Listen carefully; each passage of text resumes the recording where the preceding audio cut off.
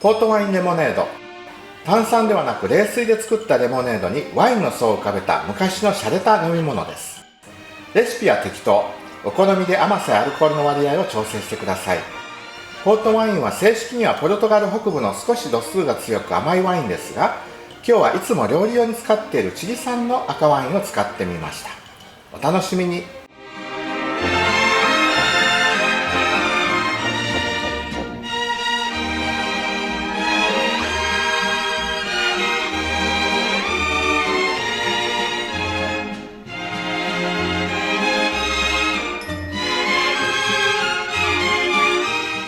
今日はクッキングノートの265ページ、ポートワインレモネードを作っていきたいと思います。レモンを切ります。で、絞り入れます。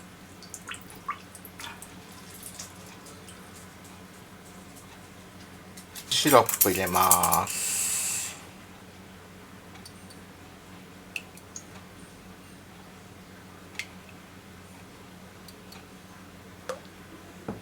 氷入れます。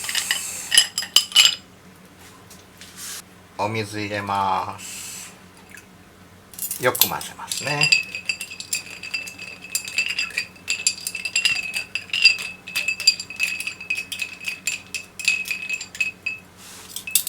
ここに静かにワインを入れますね。これはチリのワインでしょうかね、マックス。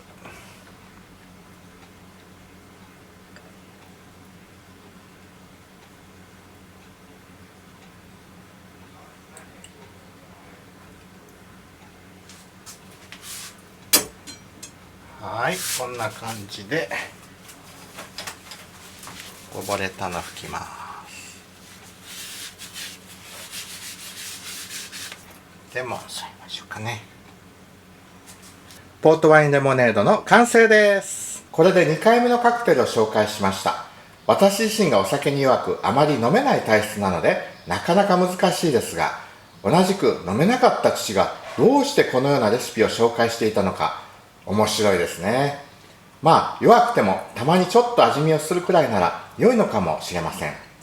お酒の美味しさを知らない私ですが、甘いワインなら美味しいと思える時があります。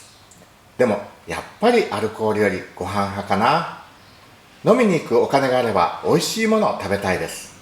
ではまた美味しい料理や飲み物を紹介していきたいと思います。Nos vemos! チャオチャオ。